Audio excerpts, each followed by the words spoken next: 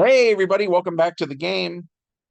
You're listening to our Dungeons and Dragons game, and I'm your host, the Dungeon Master, or DM for short. And this is the final adventure where we are in the Temple of Elemental Evil. So if you haven't checked out the first 14 parts of that, you might want to take a look at some of those videos, or this one might not make any sense. So that said, let's dive in. This should actually be shorter than most of my videos about the temple have been. The prologue is just a recap of the last game. Bart did level 3, then floated back up to level 2, and the other PCs were talking about Atropos coming to this world, and they wanted to evacuate the planet because for anybody familiar with Transformers, Atropos in a way is kind of like Dungeons and Dragons' answer to Unicron. Flint Dille actually worked on both of those things. He wrote modules back when Atropos would have been invented.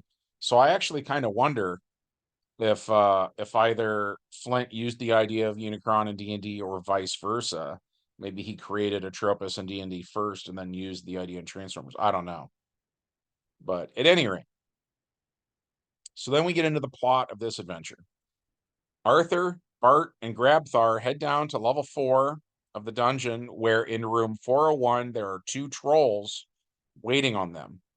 The PCs kill the trolls, but it's harder than it has ever been before because everything on level 4 is tougher than what they've encountered thus far. Then they go to 402 where they kill 4 trolls, then room 409 where they kill 4 more. In 416, it's just a planning room. There's no monsters there. So they go on to room 417. And in that room, they found the main cleric of the temple, and they took him out. They went to room 415 then, where they killed 3 Ettins. Then on to 410, where they killed 1 Ettin. Then on to 414, where they killed 3 hill giants. Then it was on to 403, where they took out 2 clerics. Then in 404, it was 1 wizard. 405 was 4 bugbears. Room 408 was 12 bugbears. Room 407 was 4 ogres. After that, they went to area 418, which is like a massive hallway. And they took a long rest there to regain strength and hit points and all that, because the next area is sort of the main course. You know what I mean? So they go into area 419, and Grabthar uses lightning on the 12 gargoyles here, as well as the violet fungi. And it does a great job of taking out multiple things at once, but it is accompanied by the sound of thunder, which causes the bad guys in the adjoining chambers to come running. So then the PCs had to take out 2 Ettins, 4 bugbears, and 2 hill giants. And they couldn't get a rest here. They wanted one. All this stuff has been kind of whittling the heroes down, right? And the problem is that just beyond the curtain, there's not even a door here. In area 433 is Luz. I assume it's pronounced Luz. They have him labeled as a demigod, but in his background, it says something about him being a human who gained power over the years, becoming slowly more and more demonic. So whatever you want to call him, though, they took him out and then went on to area 434, where the throne of the demoness that this whole temple is geared around is guarded by 4 Balor demons. And so Arthur, Bart, and Grabthar managed to kill the first Balor, but when it dies, it explodes, doing fire damage, and that almost killed Grabthar. So Eliza the Air Maiden comes in with 2 potions of fire resistance from level 2 that they took from the room with the salamanders. And at any rate, she gives those to the children of Oog, making them immune to fire for the duration of this battle. The Baelor fight was the longest one we've had in the campaign thus far. It took several hours. The heroes would get low on hit points and would have to drink healing potions, etc. Eliza, the Air Maiden, that we didn't spend any healing potions on her because she respawns. She died over and over and over again. King Arthur was okay because he had the scabbard, which makes him immune to their attacks. Bart, on one turn, came extremely close to dying. And it was Grabthar was going to kill one of the Baelors, and the explosion was going to kill our Beholder. And so Grabthar held action long enough for the Beholder to drink a potion, which got him just enough hit points that then when the explosion happened, he was left with like 10 hit points or something afterwards. It was very close, though. Came very, very close to dying. And that was it. That was the temple. So then we do the epilogue, and the PCs head topside, where the clockwork dragons have brought reinforcements from the plane of Mechanus. And several of these metallic beings are able to open portals to Mechanus. So the PCs put their loot there on the other side of one of these portals, as tons of people from Orth begin to evacuate the planet. And as people are evacuating, Atropos, the Endbringer, can now be seen as a tiny black speck in the sky, slowly approaching. So the necromancers of this world get a +2 to what they're doing. The chances of the dead rising from their graves rises slightly. And it's the end of the world for Orth. So that was it. That was our final adventure in the Temple of Elemental Evil.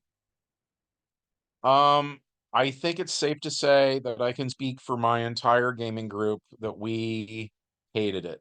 We did not like this module at all.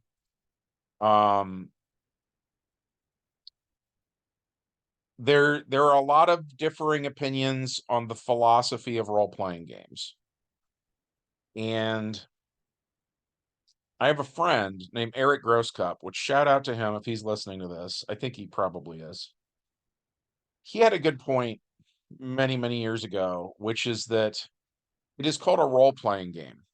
And it's easy to focus on the role-playing part and forget the game part. But the word game implies rules. It implies, well, a lot of things, really. But in my opinion, one of those things is fairness. If, imagine another kind of a game. Imagine like I don't know, a game of chess or something. And when you start the game, though, you already take half of, one of the player's pieces off the board. And you just, you stack things against them. You just give them a bad deal, you know. Not many people would like that. That's exactly what the module does, though. Time and again, the module's like, you don't get a saving throw. So-and-so just dies. If you walk in this room, you die. That's it, you know. And it doesn't telegraph it at all. In fact, it does the opposite. If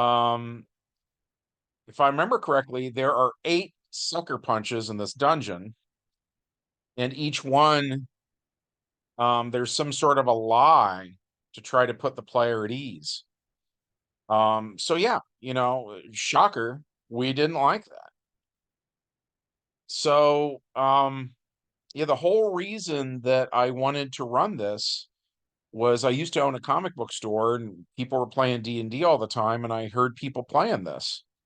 And so I was kind of nostalgic for the idea of it, and I didn't read through it. I kind of skimmed through the adventure and I missed those cheap shots, you know. So that's on me. That's my fault.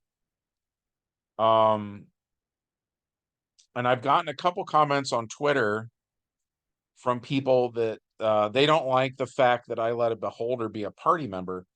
I mean, the fact that our beholder kept almost dying in my mind means it was balanced.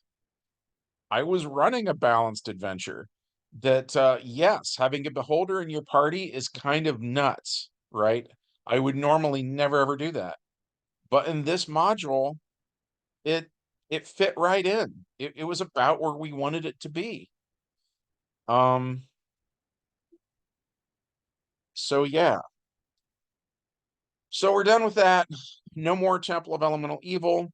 No more negativity from me. The next thing we're doing is the Expedition to Barrier Peaks, which I have run 2 or 3 times in the past, and I love it. I'm very familiar with that module. It's my favorite D&D module. So as much as I hated the last thing we're doing, I love the thing we're about to do. And that should be like a breath of fresh air. Um, it's where I live today, as of me recording this. It is a snow day.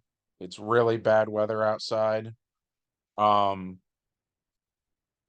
so maybe we'll play some D&D today. Maybe we'll kind of stay inside and stay warm and roll some dice and eat some junk food, and that might be a nice way to spend the day. And we'll start in on the Barrier Peaks, and I can't say enough good things about that. I love that module. Um, I will say this, I don't want to get too off topic, but I will have to change some stuff in the Barrier Peaks thing just because we've already been there. So like I know there's, for instance, a room with a female android that kind of goes berserk and tries to hurt the party. She's been dealt with in an earlier adventure, so like she won't be there now, things like that.